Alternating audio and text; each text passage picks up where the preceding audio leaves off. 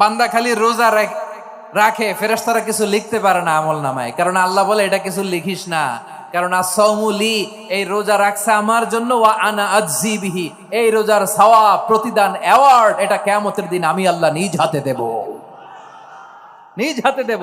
আরেক বর্ণনায় এসেছে ওয়ানা উজজাবি, আমি আল্লাহ নিজেই হয়ে যাব রোজার প্রতিদান। সুবহানাল্লাহ পড়েন।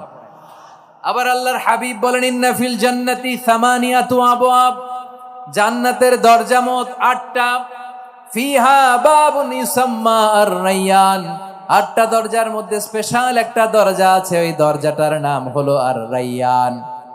রায়্যান দরজা, লা ইয়াদখুলুহু ইল্লা সাইমুন, রোজাদাররা ছাড়া কেউ ওই রায়্যান দরজা দিয়ে জান্নাতে ঢুকতে পারবে না।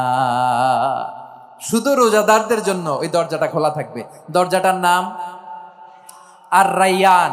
এই লাখো জনতা আওয়াজ করলে এই আওয়াজ হয়, বলেন রোজাদারদের জন্য জান্নাতে স্পেশাল যে লাল গালিচার সংবর্ধনা এন্ড স্পেশাল এন্ট্রি, ওই দরজাটার নাম কি? আর রায়্যান শব্দটা কেমন লাগে? ভালো লাগে।